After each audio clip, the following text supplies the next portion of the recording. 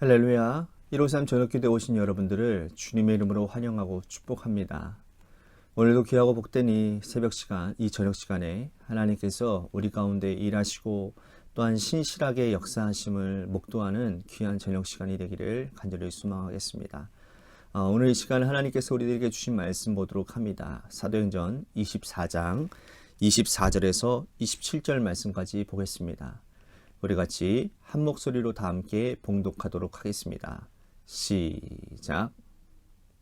수일 후에 벨릭스가 그의 아내 유대 여자 두루실라와 함께 와서 바울을 불러 그리스도 예수 믿는 도를 듣거늘 바울이 이에 의와 절제와 장차 오는 심판을 강론하니 벨릭스가 두려워하여 대답하되 지금은 가라 내가 틈이 있으면 너를 부르리라 하고 동시에 또 바울에게서 돈을 받을까 바라는 거로 더 자주 불러 같이 이야기하더라.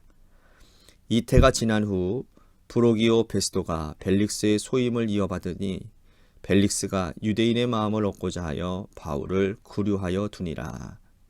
아멘. 여러분, 뇌물은 과거부터 지금까지 근절되지 않고 이어오는 어떤 악행 중에 하나라고 볼 수 있습니다.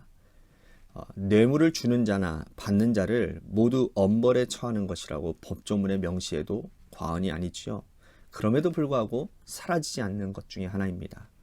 권력자들과 또 권력에 기생해서 사는 사람들이 이 뇌물을 주고받으며 입속을 채우는 방법이 갈수록 고도화되어 가고 있는 것을 보게 되어집니다. 오늘 본문에도 뇌물 받기를 바라는 어리석은 정치인의 모습이 등장을 하게 됩니다. 바울은 위기의 상황에서 자신이 로마 시민임을 밝혔습니다. 그렇죠? 그때부터 상황은 반전되기 시작을 했어요. 천부장은 유대인들의 마음을 얻기 위해서 바울을 채찍질을 하려 했으나 그가 로마 시민인 것을 알고는 오히려 로마 군인들로 하여금 바울을 지키게 하는 형국이 되어졌죠. 그들이 지키는 그 영내에서 로마 시민이 사망하면 모든 책임을 그들이 져야 되기 때문이라는 겁니다. 바울은 오히려 구류된 상태에서 자유롭게 지낼 수 있게 되었다라는 거예요.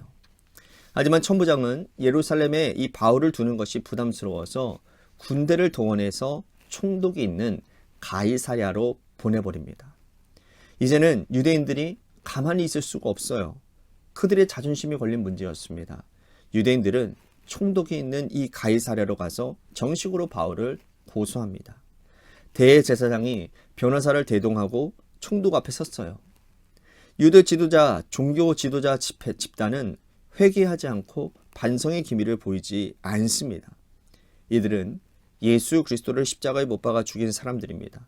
이들은 기득권을 계속 유지하기 위해서 어떤 일도 서슴지 않았다라는 거예요. 예수 그리스도를 십자가에 못 박은 이후 편안하게 권력을 누리는가 했더니 얼마 못 되어서서 바울이라고 하는 더 괴물 같은 사람이 나타난 거예요. 바울은 온 천하를 다니며 복음을 전하기 시작했습니다. 그들이 죽인 예수가 부활했음을 온 천하에 다니며 전하기 시작을 한 거예요. 더 복잡해지고 더 골치 아파지게 생겼습니다. 그들은 종교 권력을 유지하고 누리기 위해서 이 바울을 정식으로 고발한 거예요. 자, 고발장의 내용이 뭐냐 하면 네 가지입니다. 뭐냐 하면 첫 번째는 바울이 천하의 전염병 같은 자라는 거예요. 근데 여러분, 이 고발하는 내용이요, 어떻게 보면 바울의 입장에서는 하늘나라 표창장 같은 그런 이야기입니다. 자, 첫 번째가 뭐냐 하면 바울을 천하의 전염병 같은 자라고 고발하고 있습니다. 이것은 바울이 전한 복음이 얼마나 파급력이 있고 얼마나 전달력이 있고 백성들의 마음을 사로잡았던 능력이 있는지를 반증하는 그런 말이라고 할 수 있어요. 1차, 2차, 3차 선교 여행을 통해서 아시아와 유럽을 지나 이제는 소아시아 중심 에베소까지 열정적으로 복음을 전했습니다. 전염병처럼 전 세계의 모든 사람들의 마음에 깊이 박힌 이 복음이 되었다라고 고발은 지금 펼쩍장이 아니고는 뭐겠냐라는 것이죠. 그들은 또한 바울을 천하에 흩어진 유대인들을 소유하는 자다라고 고발을 하고 있습니다. 바울은 가는 곳마다 회당에서 복음을 전했어요. 복음을 들은 유대인들 가운데는 어떤 사람은 예수 그리스도를 영접을 하고 어떤 사람은 바울을 죽이려고 야단법석이었습니다. 이건 제가 언제도 말씀드렸죠. 복음은 이렇게 흑백이 명백한 거예요. 회색지대가 없습니다. 복음은. 그런데 복음이 살아있는 진짜 복음을 전했다라는 증거는 유대인들 가운데도 그 복음을 받아들여 예수 그리스도를 주로 시인하고 초대교회 교인이 되었다라는 거예요. 또한 이 바울을 나사렛 이단의 우두머리라고 고발을 하고 있습니다. 이것은 바울이 교회의 실질적인 지도자이고 리더로 인정받았다라는 거예요. 사실상 여러분 예루살렘 교회에 그러니까 교회의 리더는 이때 당시에 베드로와 야고보와 요한이었습니다. 바울은 이들에게 사도로 인정받지 않았어요. 하지만 세상 사람들은 예루살렘 교회의 지도자들인 이 베드로와 야고보와 요한보다 오히려 이 바울을 더 버겁게 여겼다라는 겁니다. 바울을 나사렛 이단의 우두머리라고 말하는 것을 보면 그를 교회의 영적인 지도자로 인정하고 있다는 것이죠. 또한 그들은 바울이 성전을 더럽히는 자라고 고발을 했습니다. 성전은 지성소와 성소로 나눠지고 있는데 예수 그리스도께서 십자가에 달려 돌아가시는 그날 성소와 지성소를 가로막고 있는 휘장이 찢어졌잖아요. 그때부터 성전에는 누구나 들어갈 수 있었습니다. 바울은 이방인들을 데리고 성전으로 들어간 거예요. 그것을 이들이 지금 문제를 삼고 있는 겁니다. 바울은 오히려 성전을 성전되게 했고 예수 그리스도께서 십자가에 달려 돌아가신 사건을 성전을 통해서 입증한 사람이었습니다. 그들은 바울을 고발했지만 바울의 입장에서는 표창장을 밟는 어떤 역설적인 그런 상황들이 발생했다라는 거예요. 바울은 이들의 고발을 듣고는 자기 변호를 합니다. 변호처럼 보이지만 바울의 간증이에요. 그가 예수 그리스도를 어떻게 만났고 또 주님을 어떻게 전했는지 그는 오히려 성경에 기록된 그리스도를 메시아라고 증거했을 뿐이라고 말을 합니다.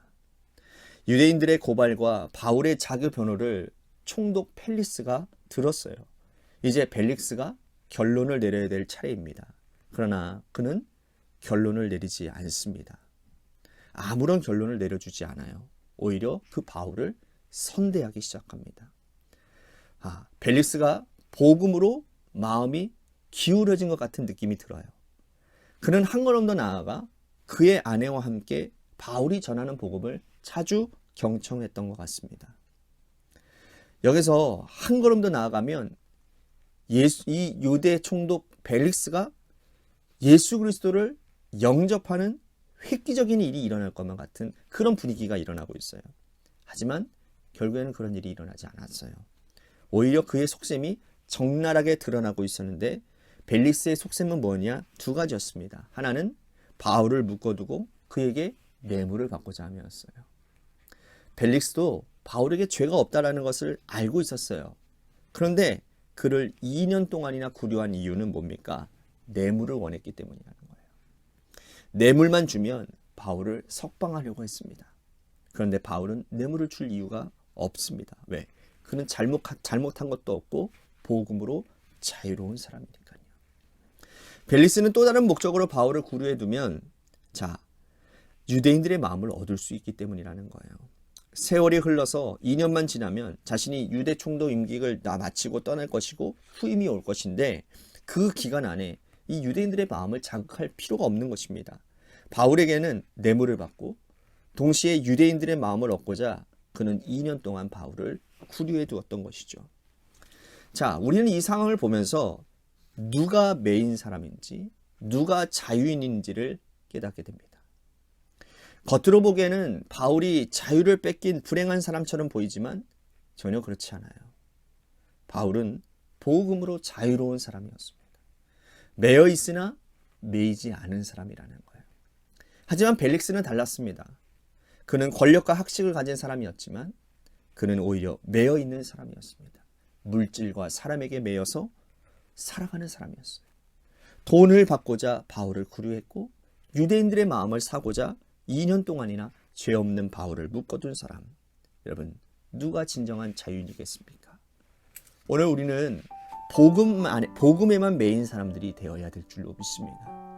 하나님의 말씀, 복음에만 매여 있으면 사람 눈치 볼 것도 없고요. 그렇게 살지 않아도 됩니다. 오히려 복음 안에서 자유함을 누리며 당당해질 수가 있는 거예요. 여러분 신앙생활하면서 여러분들 우리 세상 가운데 예수 믿지 않는 사람들 앞에서 복음으로 인해서 당당함을 가지는 여러분들 되시기를 바랍니다. 세상 사람들은 어떻게 보면요, 사람 눈치 보고 뭔가 물질의 눈치 보고 여러 가지 매여 있는 것들로 인해서 당당하게 살지 못하는 것 같아요. 그죠? 돈 있는 사람들이나 뭐 가진 사람들이나 당당하지, 그런 사람들 앞에서는 우리들이 당당하지 못하는 세상 사람들의 모습을 보게 됩니다. 비굴해지고 매여 살게 되는 모습. 그러나 예수 믿는 사람들은 그러한 상황 가운데서도 당당해질 수가 있는 거예요. 복음 안에서 자유롭기 때문에. 여러분, 우리가 진리의 말씀, 복음에만 매여 자유로운 인생을 살아가는 저와 여러분들 되시기를 주님의 이름으로 간절히 축복하겠습니다. 오늘 말씀 생각하면서 우리 같이 기도했으면 좋겠습니다. 믿지 않는 자들에게 복음의 표창장을 받는 사람이 되고 싶습니다. 또한 물질이 아닌 복음에 매인 그런 인생을 살아가겠습니다. 우리 같이 오늘 말씀 생각하면서 기도했으면 좋겠습니다. 또한 교회를 위해서 우리 간절히 기도합시다.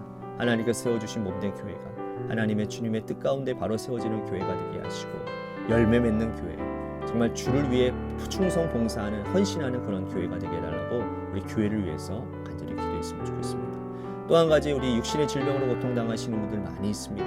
우리 그분들을 위해서 기도해 주시고, 또한 고3 수험생인 한유진 학생 12월 14일부터 16일 수시 2차 시험이 2차 결과가 나온다고 하는데, 그때 좋은 결과 있을 수 있게 해달라고 우리 같이 유진 학생을 위해서 기도해 주시고, 마지막으로 여러분들의 삶의 자리와 여러분들의 자녀들을 위해서 기도하시다가 이 시간 돌아가시기를 바랍니다. 노래 끝날 때까지 우리 같이 합심하여 기도하도록 하겠습니다. 기도하시겠습니다.